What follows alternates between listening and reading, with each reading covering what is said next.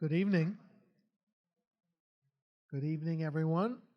I'm Harold Holzer, and I have the privilege of serving as the director of Roosevelt House, and it's a great pleasure to see this big crowd, this full house here for my friend Brenda Wineapple, one of the finest historians and most gifted writers of American history, a great researcher, a dramatic scene setter. She's even a better publicist than I am. She's already had reviews, an op-ed piece in the Sunday, was it the Sunday Times? The op-ed was Saturday. Okay, weekend. She makes her complex narratives flow so seamlessly, keeps various stories balanced in the air. I'm a great admirer. And I'll give one other compliment before I begin the interview. And she doesn't like when I do this, but that's all right. Yes, I do. Oh. Sometimes she pretends she doesn't. The Andrew Johnson impeachment story is not new. People know it. When you get to the end of this book, and I hope you get to the beginning and the end, you will be reading something compellingly dramatic like a mystery story. You will not be able to stop reading and turning pages. I think the cliche is it's a page turner. That's an amazing thing to do. I'm very impressed.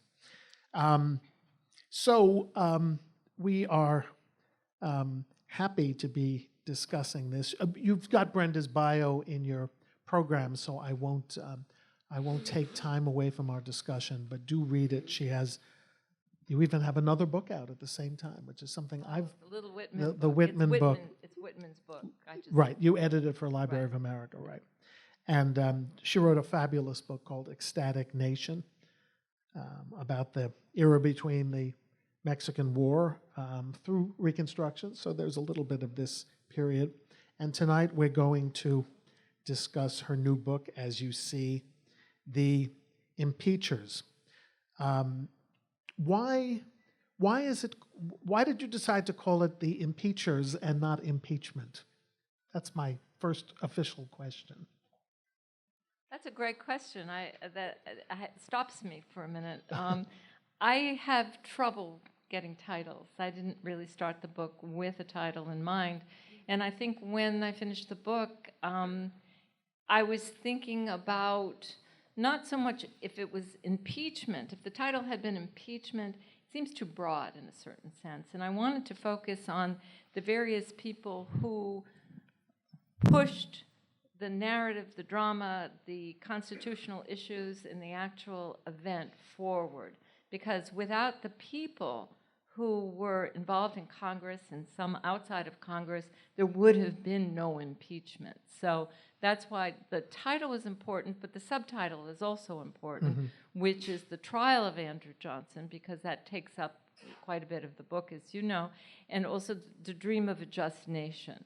And that's important to me, too, because I wanted to telegraph to those who had certain assumptions or perhaps even biases about impeachment or the impeachers or Johnson, that there were issues at hand here that had to do with the shaping of America at this time. So, my next question is going to involve the question of a constitutional crisis. So it compels me or inspires me to introduce a special guest tonight.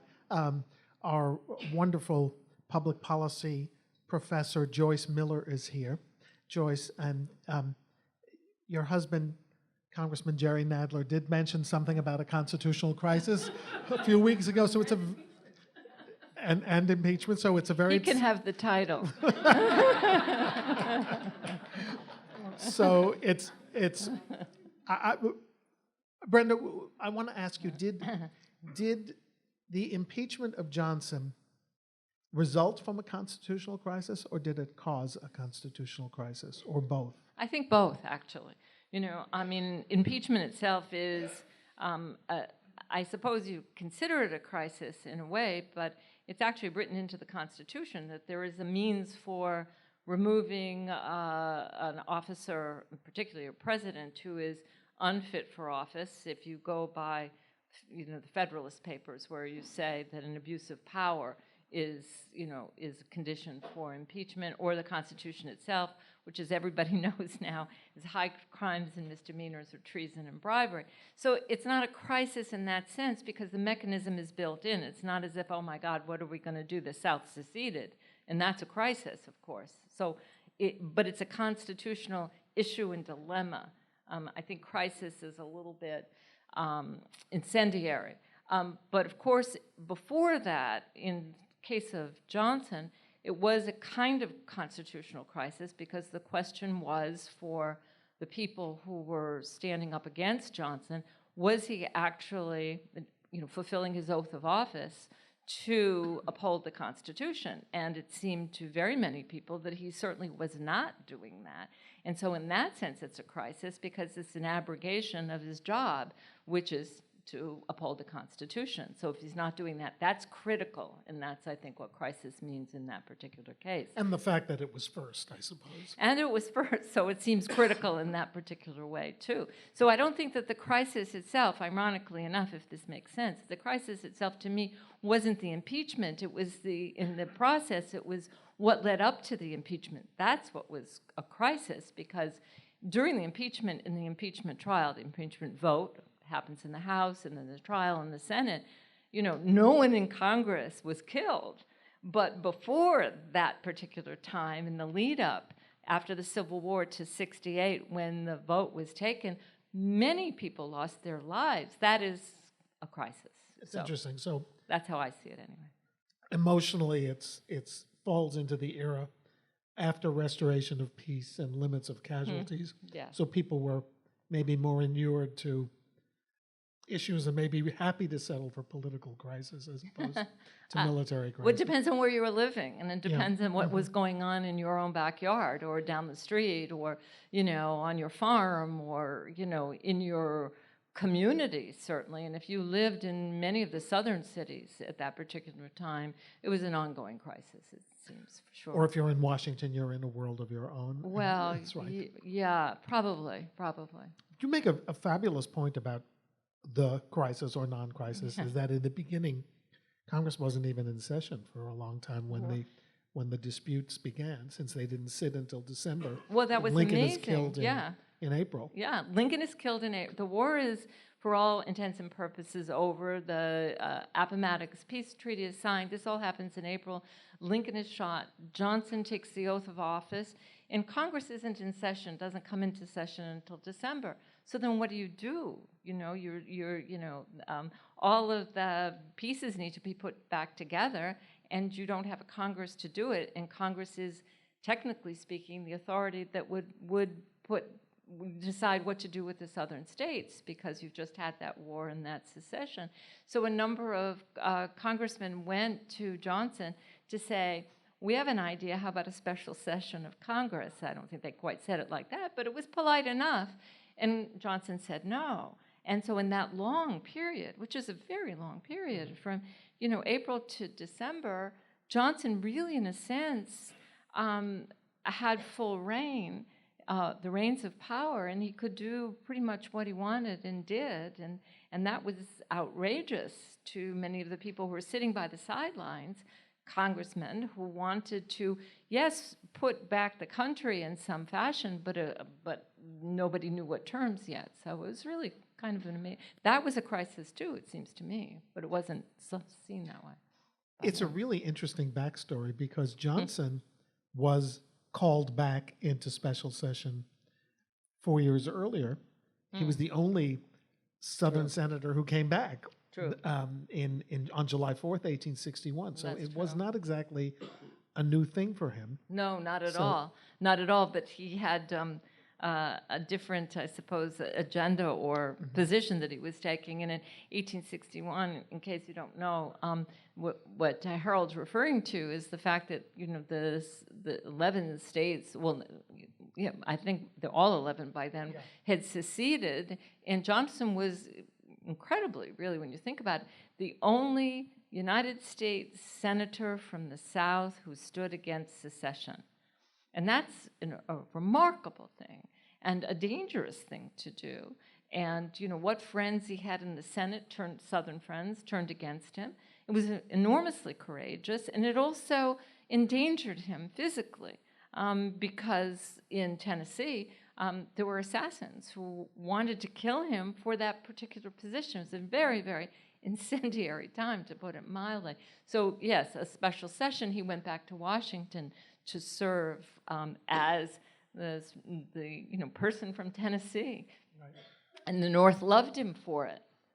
And would reward him, as we know. Well, Lincoln rewarded him twice, if you think about it, because Lincoln made him the military governor of Tennessee, of the Tennessee part of the that was Union-sided and occupied, so that Lincoln was already rewarding him. And from my point of view, and it'd be interesting to hear you talk about this, Harold. Lincoln was.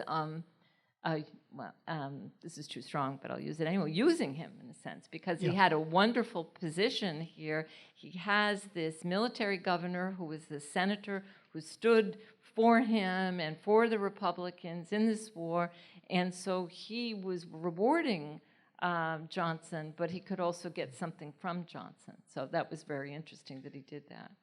You come down on my side on this issue of how complicit or what kind of leadership role Lincoln played at the 1864 You mean not everybody agrees with us?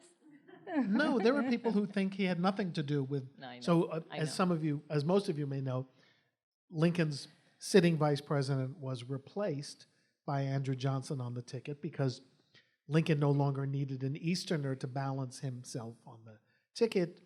As the quintessential Northerner, he needed a Southern Union man. But Brenda points to some sources, and I have another one. William Stoddard, his third secretary, went down to the convention and acclaimed. He passed the word that this is what. Right. Obviously, Lincoln had not spent much time with him. Right. Well, the interesting thing is, of course, from my point of view, and obviously then Harold's too, that common sense, never mind the evidence, but there's a certain amount of common sense that goes into sort of thinking about history, it seems to me. And Lincoln, who is considered and well regarded justly as an enormously savvy politician, wasn't going to sit on his hands, right? When it comes to the choice of a vice president, it makes no sense that he said, oh, yeah, do what you want. You know, he wasn't going to do that. But at the same time, he's clever enough not to want to get his hands dirty. Right. You know, so in that sense, of course he wanted to balance the ticket. And of course he didn't really want people to know. So that's our view. And he also didn't think he was going to die. Well, there's that too. What harm can the guy do? I've said that so many times. People say to me, why did he put Johnson on? And I said, well, for one thing, even though it was a war, even though he was, threatened in Baltimore, nobody thinks they're going to die, and certainly Lincoln didn't. So I've made you digress, but back to the main story. The thread that runs through so much of the book is that this was a story about race, about those who tried to advance racial equality and those who tried to prevent it. So set the scene, if you would, and describe why that's the pervasive thing that divides war Democrats like Andrew Johnson and progressives like Sumner and others, Stevens.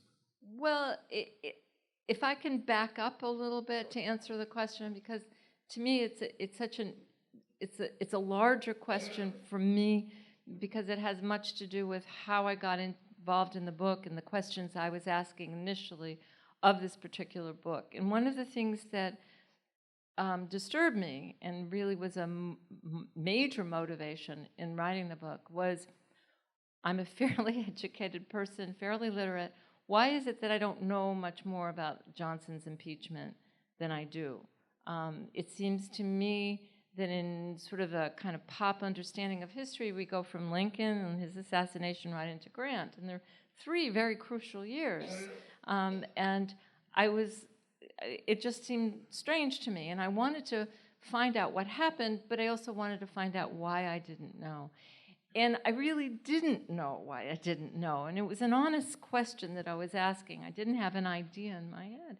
And what was so kind of amazing to me and alarming, really, was it was clear and I'm talking about trial transcripts, and I'm talking about reading the congressional record, it was clear to me that the issue was race.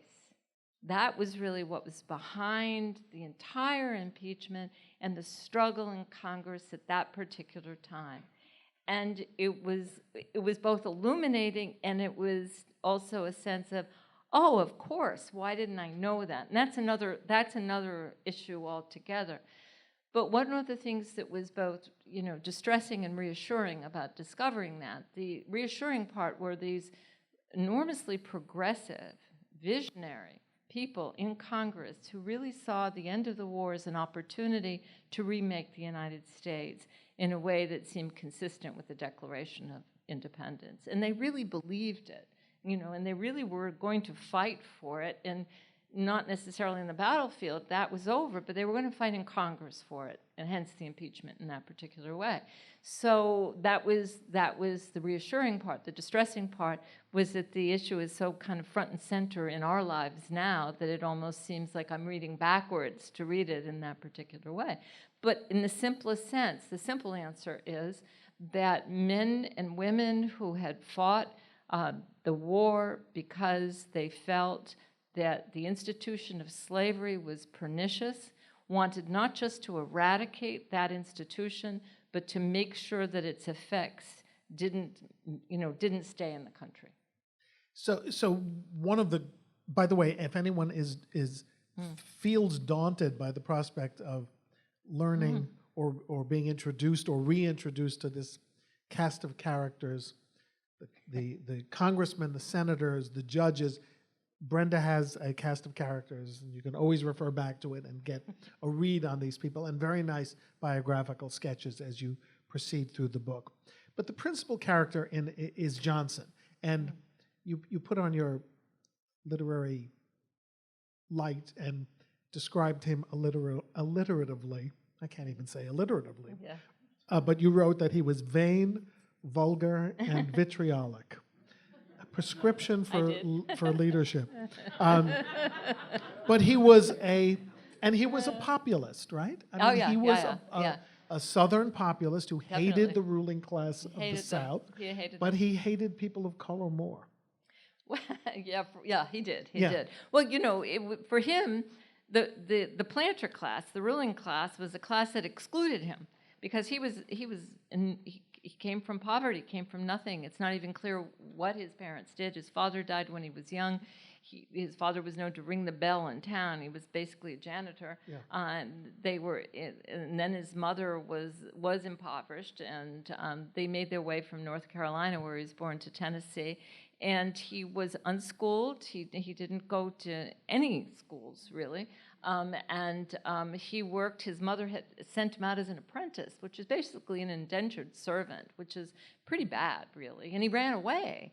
And the person to whom he was indentured actually put out a reward for this boy, so that if you return him, much like as if he had been a fugitive slave.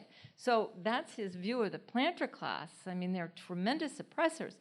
But in that particular case, he doesn't find a kind of source of identification with other people who are disfranchised or oppressed, but rather he's looking for a group that he can feel better than, and that, of course, are the enslaved people themselves. So yes, he's looking down, he's racist, basically, looking down at black people, but, hating the people above him as well. So when he gets into power, the interesting thing is he identifies with the planter class. He wants to appease them, and he wants to appeal to them. And one of the things I think is interesting is the way politics, particularly at that time, is a way of changing class. So now he has power. So he has power over the people who had power over him. That's, it's intoxicating. Thing, yeah, it's nice, I guess. So, having made a kind of an ass of himself at the inauguration, either he was drunk, imbibing too much medicine, as one story went, or just drinking, Lincoln or banned both. Lincoln banned him from saying anything further. He was inaugurated as vice president in the Senate chamber, which was the tradition, and then they all went outside, and Lincoln told someone, "Don't let Johnson speak again." Frederick Douglass sees him and says he sees evil in his eyes. He's no friend of our people. And yet, you point out, and I hadn't thought about this, that after the transition, after Lincoln's death, in the transition, he got pretty good press. Oh, very good. Was it wishful thinking? Was it? Well, sure. It's after a war. Your president's dead. You know, even if you were a Southerner, you thought Lincoln was the best chance you had for mercy, gentleness, harmony. You were very hopeful. Suddenly the guy's gone, you know, in a brutal way, killed by a Southerner. It's not good for you. So everybody wants a smooth transition of power. And then in the North, people thought, Johnson, Lincoln put him on the ticket. He was a war Democrat, which means he was, for the war. Lincoln must have liked him. He was courageous. So why not, give him a break? Why not assume the best? He had said over and over and over again, treason is a crime, namely secession. Treason is a crime and must be punished. And for the radicals, they thought, yes, of course, you have to punish, Jefferson Davis and Robert E. Lee and whoever else. Mm-hmm. So they all thought, great, he seems one of us, basically. Melville got it right? In the poem, they have killed him, the forgiver, the avenger takes his place. It wasn't a very well-known poem compared to Whitman, but he sort of got it right. But in the Melville beginning, complicated.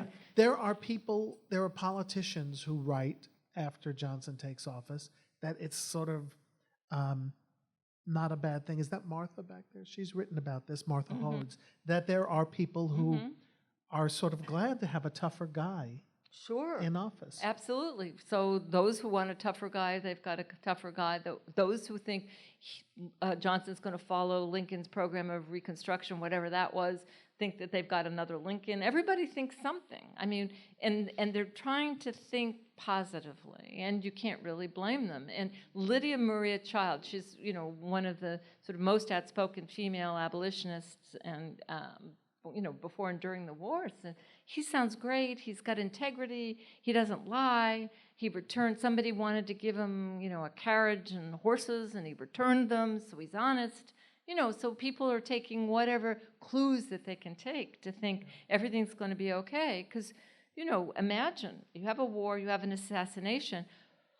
You're frightened. And there's a very seamless, peaceful transition of power. It's really wonderful when you think about it, that the system in that sense, as we say, worked.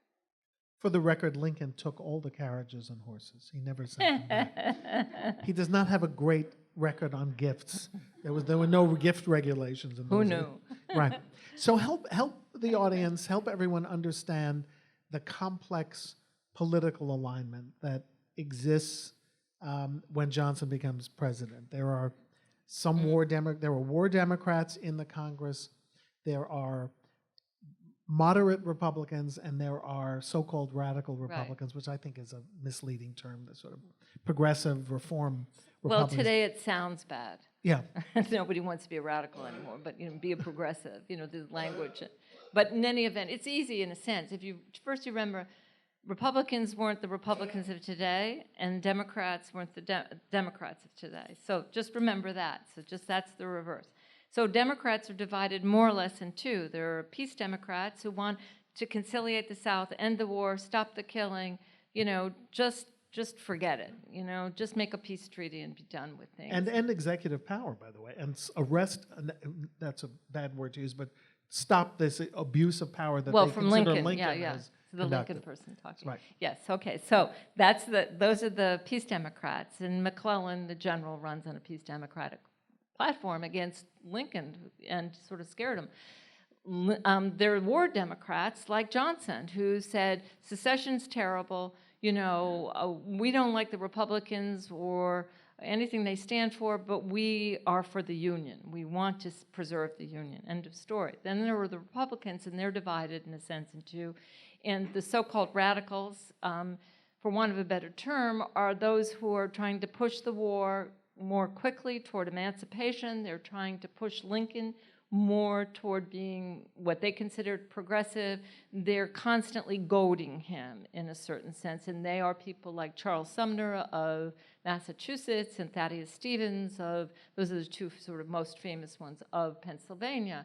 And so they are really way to the left, if you will, of the Republican Party, because even they're thinking about when the war is over, during the war, taking, for example, those plantations and dividing them up, because the people who owned them, sort of the white planters, they didn't really work them, and it's the people who lived there and worked them should have a shot at owning them. So that they really had a sense of realigning the entire economic structure of the United States, which is radical, hence they're called radicals. And the one additional group, I guess, which is a shock to the system in a positive way to some, is that after a certain period, there are some African Americans in Congress, right?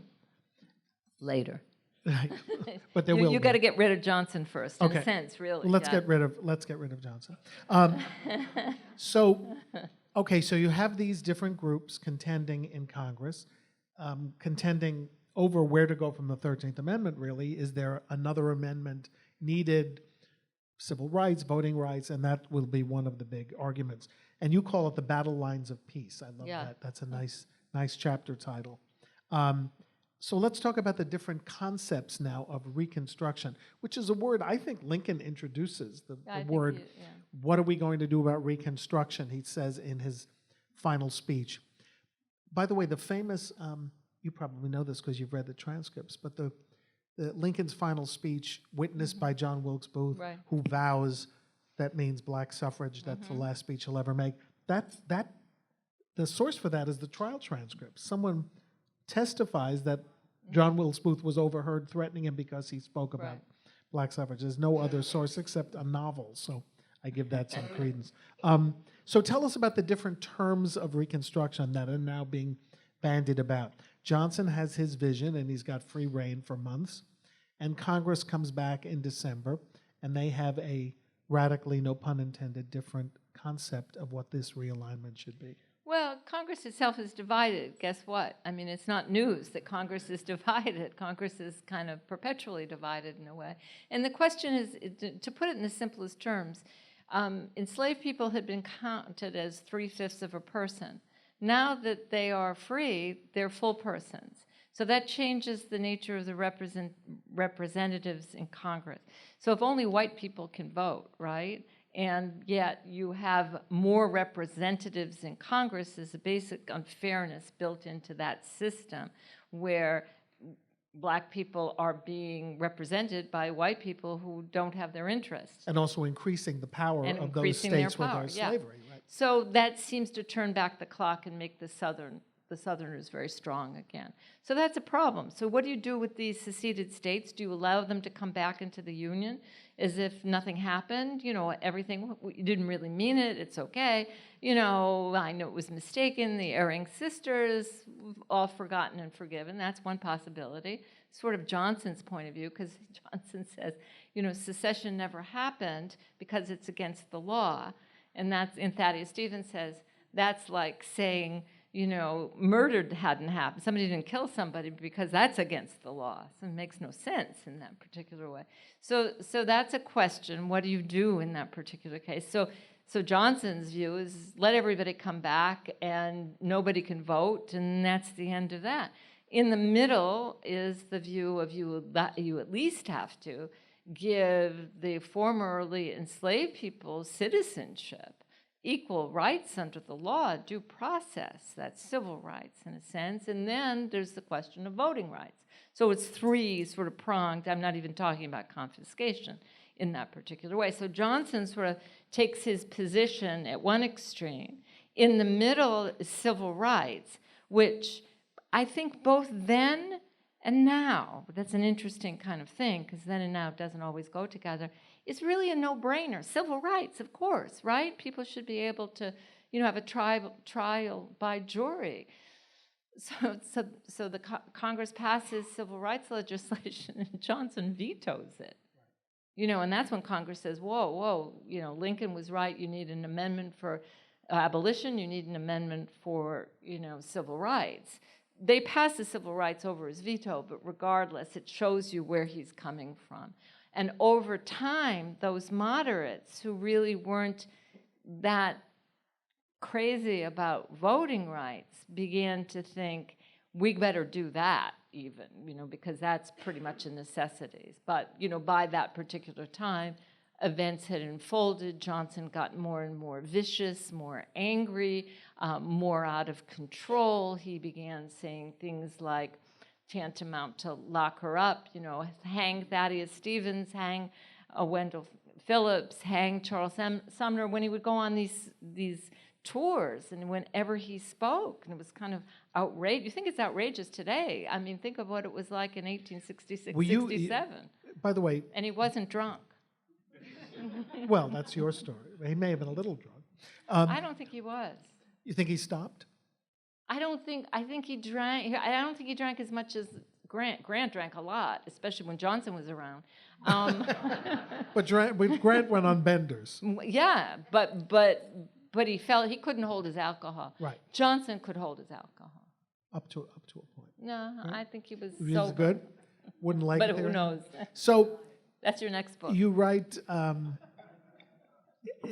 Brenda never makes leaps to the present in her book. If you want to, it's a straight book about Johnson. Straight. You may infer what you wish about history's occasional tendency to repeat itself. It's really so deft and so subtle. You write about Johnson's. I told you upstairs that I cited you, and it was about in a chapter I just wrote. You write about what was called the swing around the circle. Right. A series of rallies, I guess, right? Yeah, they were stump speeches. I mean, and he makes a huge tour to sell this program. Huge. What he's really selling is a campaign against the 14th Amendment, and he's trying to get also people to vote in the November elections. But basically, he was supposed to go from Washington to Chicago, laid a cornerstone for Stephen Douglas. Right. But he takes the long way around. That's why it's called the circle. So he goes in this long way around, and he brings a whole entourage of people with him.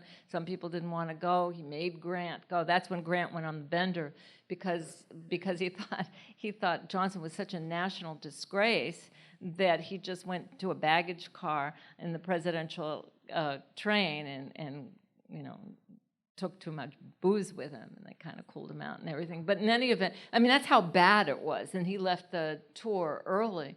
And Johnson, stop after stop after stop, would kind of, get almost beside himself, almost hysterical. And he loved the crowds. He just loved the crowds. And that's what he had done in Tennessee. He was known as a stump speaker, and he loved talking to the people, and it was the people and the people. And he wanted, when the House voted to impeach him and the trial is going on, he wanted to go out and go on another tour, another speaking tour, and take his case to the people, because he thought the people would be for him. He kind of forgot that the representatives are supposed to represent the people, but he figured, and this was before TV. Yeah, it's even kind of a modern instinct. Right? I guess. Maybe it's an American instinct. Yeah. Who knows? I don't know what kind of instinct it is. It's bad. But in any event. But against this backdrop, you also write. It's a mob mentality. Yeah, against this playing out of his turning to mob-like crowds, very aroused crowds, stirring the pot. You write so beautifully and so painfully. That's not a criticism. No, it's okay. Meaning you evoke a painful response. I make you feel pain. You made me feel pain. About the outrages that are growing against African Americans. Yeah. Memphis, New Orleans, the man who's attacked in Washington, is that Watson or something? Yeah. Yeah, but just tell us a little about New Orleans and Memphis, because I'm not sure we all remember those incidents. No, I mean, they're two terrible, and basically they're massacres that occur in both places. And the Memphis preceded New Orleans. Memphis turned into basically a massacre when there were a group of black soldiers on the street, and it got into a fight, and some people were drinking, and it sort of descended from there, and it was very, very ugly. But I'm going through that fast because the New Orleans was so graphically horrible, and one of the things that makes New Orleans even worse because it was basically a 3-day massacre and killing spree. And what's so awful about it is that the main people involved were the police and the firefighters, as well as, sort of people in the mob. And what's terrible about that, when you sort of peel that back, you realize that many, many people both in the legislature, in Louisiana, but certainly in the police force in New Orleans, and the mayor himself had been Confederates. Mm-hmm. And they were unreconstructed Confederates, and they were allowed, because of Johnson's policies, into what was basically a local militia that turned against people who were going to put together a constitutional convention and talk about enfranchising black people. So they didn't want this, and they basically let loose, and it was horrific. And everybody knew it was horrific, and the army, knew it was horrific, but they didn't have orders from Washington to go in, and they were kind of, wary of that. So it was really grotesque, and it was so grotesque that Phil Sheridan, General Sheridan, who is known later as a killer of Native Americans, not exactly a cuddly guy, and he was on duty, but he was away. And when he came back to New Orleans, he said, "This is nothing short of a massacre. No other word would do." And Andrew Johnson asked him to cover it up, basically, and he said, "I will not do that." And so he was radicalized by this, by seeing dead people everywhere. It was grotesque, really. So there are people who say, remember Memphis, remember New Orleans, and there are people who say enough about New Orleans, as you talk about in your book. So the road to eventual congressional impeachment is not a steady road, and it's not immediate. And you write so compellingly about how long it takes, what, the path is not clear. So was it the Tenure of Office Act, this crazy bill, frankly, that Congress passed just to upset Johnson? This is a bill that required congressional advice and consent not only on the naming of a cabinet officer, but on the dismissing of a cabinet officer. And of course, Johnson wouldn't, it was passed over his veto, right? And he wouldn't comply with it. No. What was interesting about the Tenure of Office Act, and it is a dubious act, it is dubious constitutionally. I was recently asked about this because it's a weird act. It was later repealed, so just sort of know that, and that's how weird it is. Somebody said to me, and I was giving a talk, and somebody said it was passed to ensnare Johnson. Meaning it was like a trap, what they call perjury trap, but it was a trap set to impeach him. No, it was passed to keep him from firing certain officers in the cabinet, namely Edwin Stanton, because he was the war secretary, he was in charge of the military was in charge of making sure the Reconstruction laws, which had just been passed, which allowed the registration and then the voting rights of black people, and made sure that they were safe at the polls. So they were protecting people, the military was protecting people, Stanton was protecting the military, and the Congress was protecting Stanton. See? Easy. So they never thought Johnson wouldn't comply with the law. So it wasn't set to ensnare him. They never thought he'd go that far, and he did. So back to your question, in a sense, talk about investigations.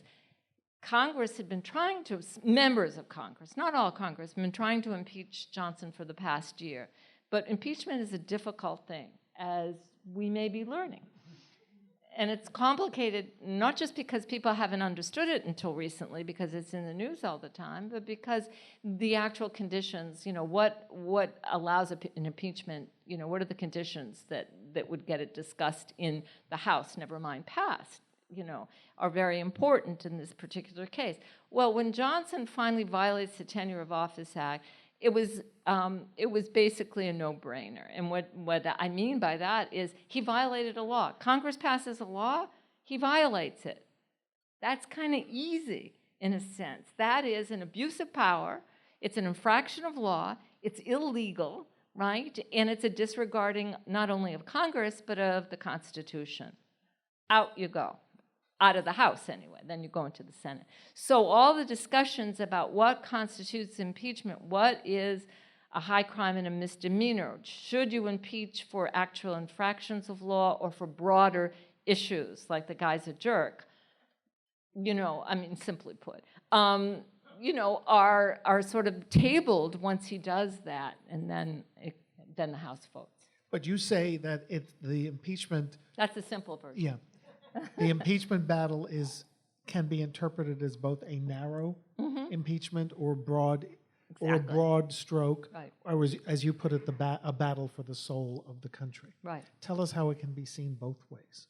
Well, in this particular case, it was seen both ways, because the 11 articles of impeachment that were finally drawn up by the House tried to have it both ways. Not necessarily a good thing. I mean, it's complicated.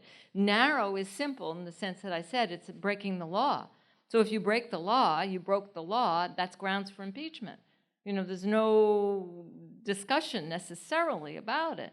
But a broader interpretation is what Alexander Hamilton called in Federalist Papers and said an abuse of power. That's broader, right? That's something that you can't sort of pinpoint. So you can't say, oh, I want to impeach him because I don't like him. That's political in the worst sense. Or I want to impeach him because he's not respecting the balance of power. How do you prove something like that? It's kind of broad. And then people can say, oh, you're just saying that because it's political, because you're an X and I'm a Y. So those are the two. When Johnson violates the law, the 11 articles include both the narrow and the broad. But you say that I like this, the chief architect of Andrew Johnson's impeachment Is was Andrew Johnson. Yeah. So at any point, he could have loosened his grip, or, right? I mean, all he had to do is pass the civil rights legislation early on, right? Well, he said that the moderates went to him and said, you like this? Is this okay? They said, fine, good, great. They go back to Congress. They say, okay, we got it. The president's on board, whatever. They say, fine, good. And then he comes and he vetoes it. And they said, what are you doing? You said it was okay. He wasn't. He just kept going off on his own. So at any point, there were opportunities. There were, laurel leaves even sort of given to him and said, they didn't want to do this. Nobody wants to do this, especially, I'm talking the 19th century, after a war, right? After an assassination. They don't want to do this. It really is the court of last resort. Literally, it's a court of last resort. And they don't want to do this. But, and they tried to use impeachment as a threat. Well, we'll impeach you if you do this, like a little child. But he didn't care. So they kept, throwing out these opportunities for him, and he kept denying it. Imagine civil rights legislation, like I said, campaigning against the 14th Amendment. It's amazing, really. And defying Congress and defying on a law that Congress. was But, passed. Again, that's harder to nail somebody down on that. He's thumbing his nose. Okay, fine, you thumb your nose, But even Democrats didn't like him after a certain point. I mean, they weren't going to touch him. He was poison. Yeah. And yet, you need a certain supermajority to convict. And they go to the Senate. And a guy named Edmund Ross is always condemned. The other people broke loose, including one of Lincoln's old friends from Illinois, and voted not to convict. But Edmund Ross gets all the credit, all the press, because of John Fitzgerald Kennedy. Yeah, Ted Sorensen. Who? I mean, let's be clear. I know. Let's be historically accurate. I do a quick segue. I once did an event with Ted Sorensen late in his life. And someone from the audience said, Mr. Sorensen, it's, you're 87 years old. Yeah. Please tell us who wrote the inaugural address. And he said, ask not, which is a great line. That's great. So I'm going to give Kennedy credit for Profiles in Courage. Great. He celebrated Edmund Ross as the heroic resistor of the stampede. Right. Of the stampede of the fanatics. Of the fanatics and the radicals. Why did he do it, by the way? Why did Edmund Ross do it? Well, there are. You talk about, I love the Vinnie Ream part of it, who I've written about, a sculptress who had sculpted Lincoln from life. And Thaddeus Stevens. And Thaddeus Stevens and Sumner. Yeah. You don't believe that she sculpted Lincoln from life. I do, actually. You do? I think she had sittings with him until Mary. During the war? Yeah. She was 16. Oh, God. I do. Well, that's another that's a story. separate You'll have to read the discussion, book. But in any way, I mean, you thought there were no females and no intrigue, Finally. in this? Yeah. No. But what did you ask me? Why Senator Ross? Why? Oh, why? Well, one, he was weak. 2, he didn't want to lose his seat. 3, he needed money. 4, he needed favors. 5, he was besotted with Vinnie Ream, and his, and he was living in the same, he was boarded in the house where she was, and she and her family were really Southern sympathizers, there's no two ways about it. So the combination of these sort of factors, I think, were overwhelming to him, and I think he was promised things, definitely, if not money. I mean, if not out and out money, certainly favors. How big a role did the following play? I don't know how else to create the sentence. The following, because I can't put it in a clause. How big a role did the following play?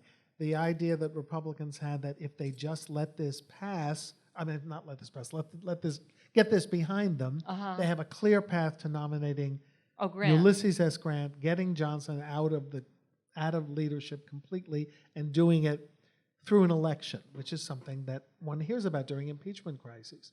Let the voters decide. You think? Ulysses Grant was waiting in the wings. He wanted to be president.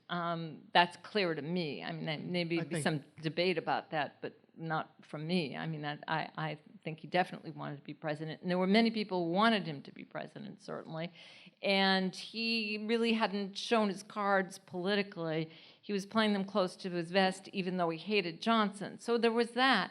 But more complicated than that, or complicating them with that, is that that next in line, if Johnson were impeached, was this man named Benjamin Wade, who was a radical from radicals. He was a Midwestern from Ohio, radical. He'd been a longtime radical, not just because of the war or race, but he was he wanted women to vote, all kinds of awful things like that, and so the more moderate Republicans felt that if you get him anywhere near the White House, that possibly Grant is doomed, or Grant will be forced to take Wade as a vice president. In the meantime, you'll have all of these radicals. Somebody said they'll put Susan B. Anthony in the cabinet, if Wade's in the presidency. So everybody was kind of afraid of what might happen in that way. So is that a factor? Absolutely. Is it a deciding factor?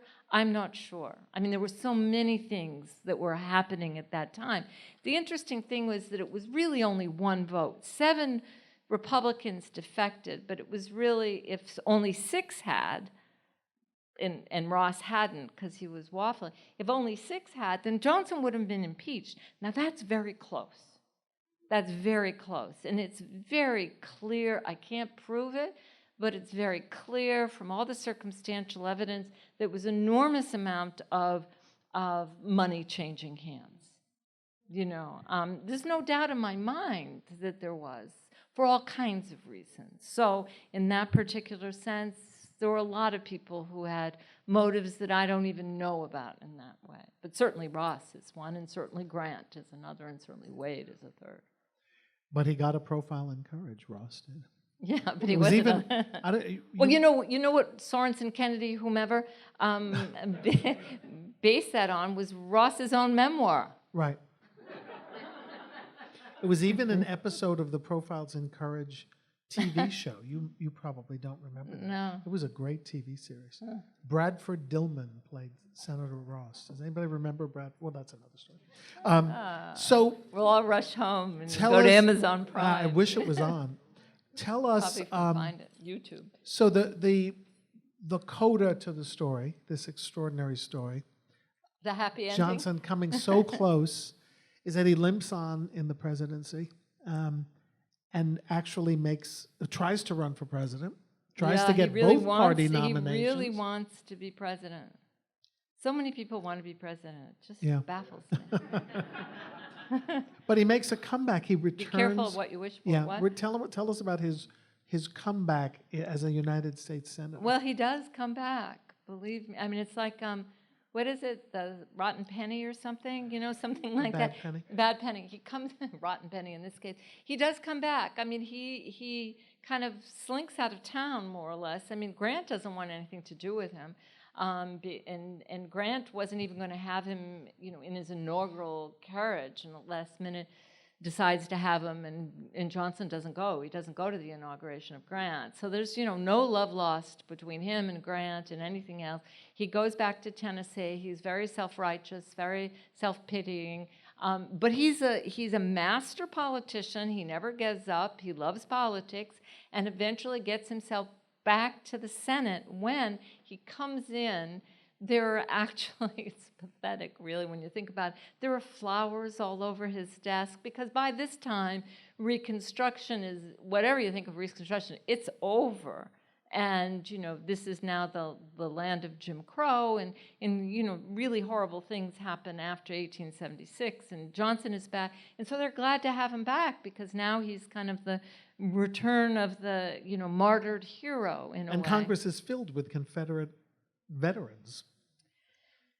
Well, I mean, Alexander Hamilton Stevens, the vice president of the Confederacy, makes a comeback of his own. Well, he goes does. to the House of Representatives. He does. But you know, as I point out, when you know, when Johnson re-enters the Senate chamber, in the gallery are Douglas, you know, Frederick Douglass, and women are there, and they're looking down. And I said, you know, Johnson represents the past; they're the future.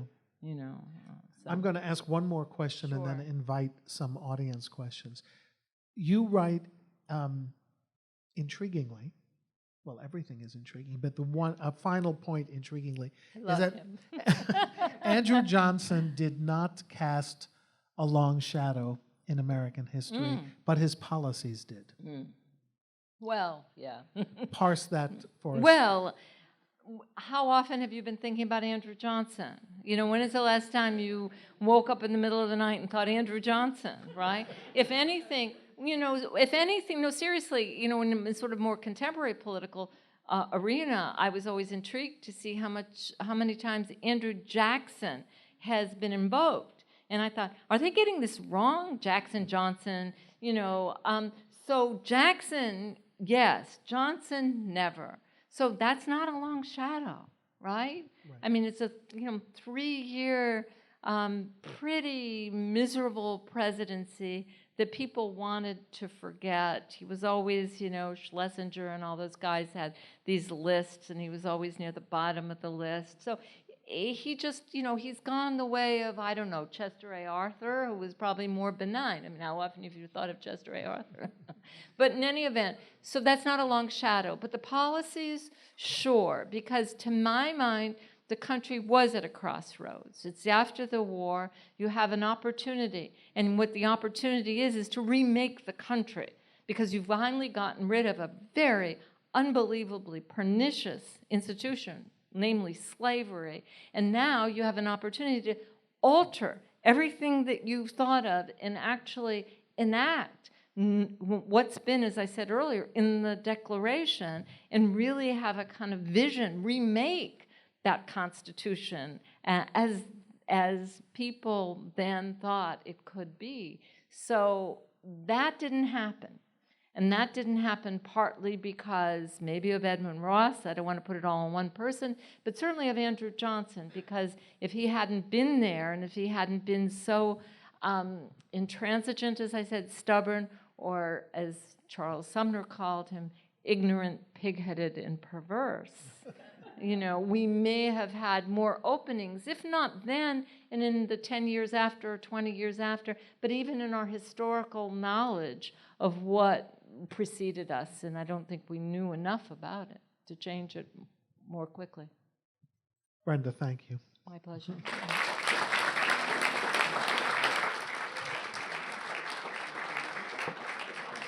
So who has a question out there? Martha, you get the first question. Hi, Martha.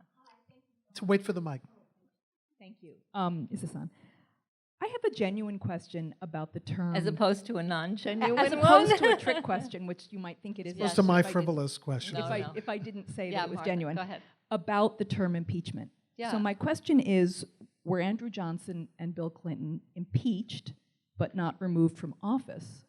Or were they ultimately not impeached? So in other words, is impeachment a reference to the process, but not including the vote? And I ask because I've been genuinely confused about that. People are confused. You know, the House votes, impeachment is a process.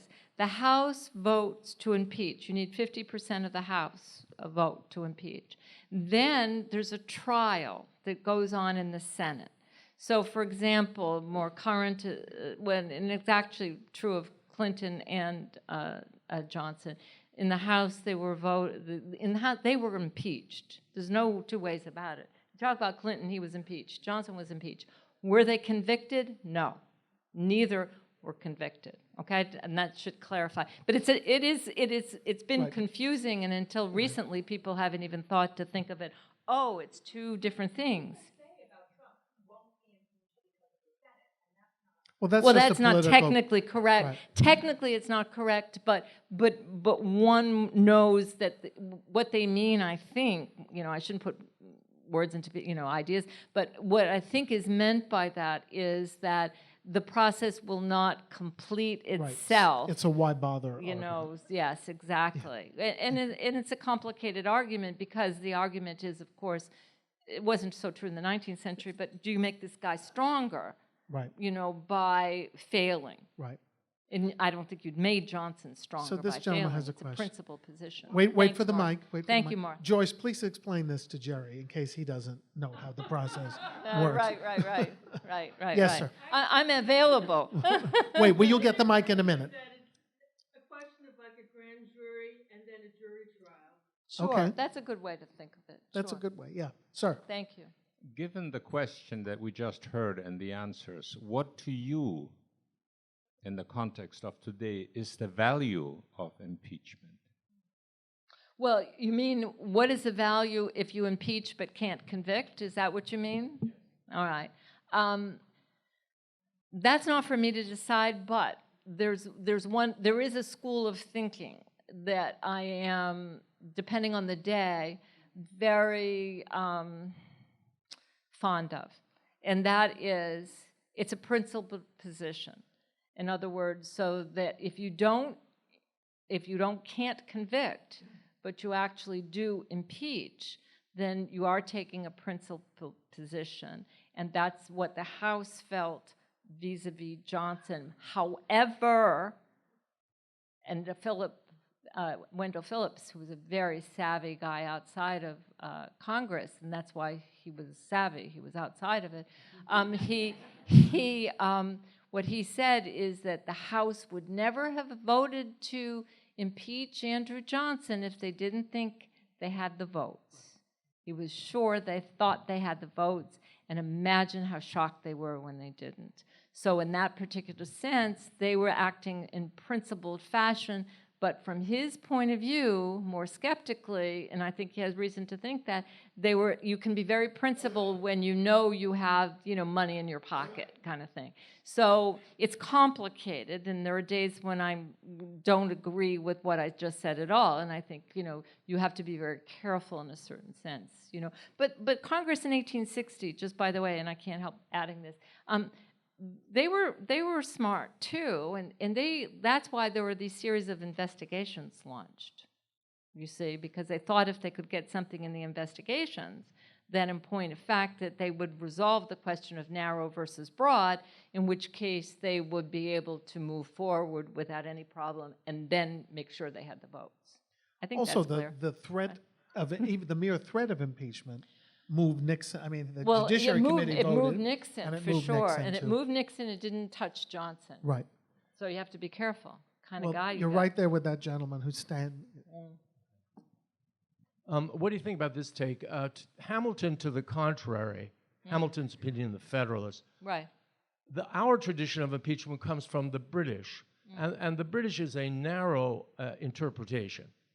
And the constitutional provision of treason, specific crime, specific elements, bribery, specific crime, and high crimes and misdemeanors really is a narrow, not a broad and political process. And therefore, really, Johnson impeachment was very sloppy, incredibly political, and of very little precedential value now. You mean very little in terms of precedent? Well, maybe so. I mean, maybe not. I'm just taking the last point first because I'm not sure that the people who were impeaching Johnson and then trying to convict him were interested in sort of precedents for the future. They were really interested in the past. I mean, in the path, not the past, the path that the country was going to take.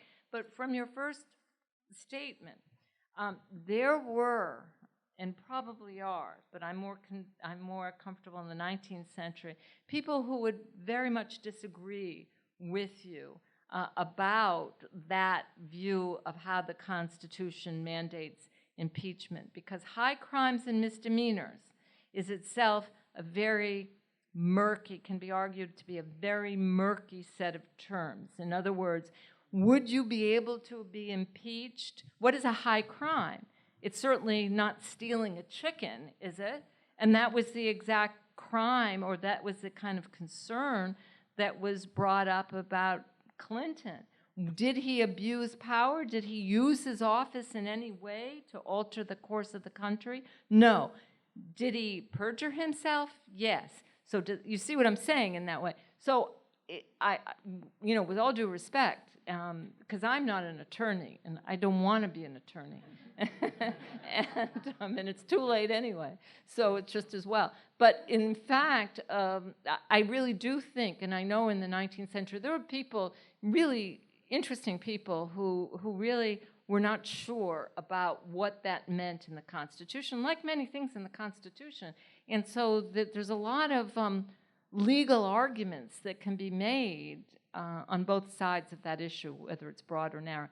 Typically, it's been conceived of as narrow, though. You're right. Right here. No, that's the photographer, and here's the mic. Thank you. How much time elapsed between the end of the impeachment trial and the end of Johnson's presidency, and what did he do as president in that interim? Good question. Mm-hmm.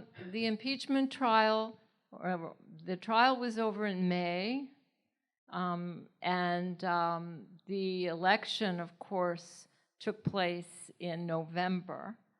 The inaugural, so that's the kind of span, not very much time. During that period, Johnson did what he could. He continued to offer pardons to, former Confederates. I mean, he continued to use what powers of the presidency, executive powers, that he could during that particular time, most notably in terms of, as I said, pardons, I think that's a good way to look at it, because Yeah. Most people say, well, he was only acquitted in May, the conventions, the political in conventions, May. and right then, and then he loses, but he's in office until March. He's in so office it's 10 until months. that March, And he can do a absolutely. lot of damage. Yeah, in that. yeah. Period. Damage was done. But I should add, but Congress is acting too at this particular time. You see, and Congress goes ahead, and Congress begins to talk about the 15th Amendment. And the 15th Amendment is voting. So Congress, so Johnson is pardoning people and doing what he can, but so's Congress. So, it stays very much focused on its own program. Yes, sir. I'm wondering, based on your research of the Federalist Papers or other sources, as to what the Constitution means in impeachment, whether what your view is as to whether the Senate is actually required to have a trial after an impeachment by the House. Yeah, I think it is. I say, the wording is shall, so that the Senate, that the House, if it votes, that the Senate shall have a trial, and it shall be presided over by the Chief Justice. So I think that is mandated, yes. In other words, you can't just be impeached in the House and say, oh, well, you know, thanks, or sorry. Okay, we'll or do two. moving on, or, you know, so I think it is a requirement. We'll for do sure. two more. This gentleman right here. I think most people would have a fairly clear idea of what constitutes bribery, and most people would have a fairly clear idea of what constitutes treason. But what's puzzling is the phrase high crimes and misdemeanors. Yep. Do you know what the term misdemeanor meant to the people who wrote the Constitution? I have no idea what it meant. I mean, I read a lot about what they thought it meant and what they thought it meant in Blackstone, and I thought my head was going to explode. No, seriously. As I said to the gentleman, I'm not a lawyer. I don't. There's so many historians as well as constitutionalists that have debated over this, that by the time it came to be decided presidentially, never mind in terms of Supreme Court impeachments and things that had happened before, that there was really an amazing array of opinions about what that word really meant.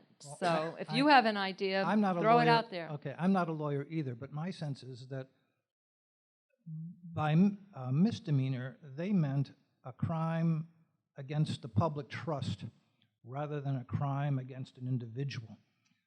They didn't mean stealing a chicken.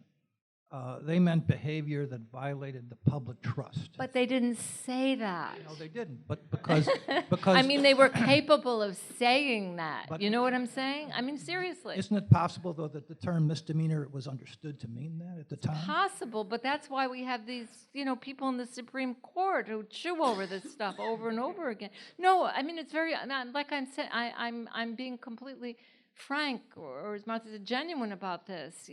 The only thing, they didn't say that, so that leaves room for interpretation. And there's so much interpretation. It's like the Talmud, basically. There are interpretations on interpretations, really.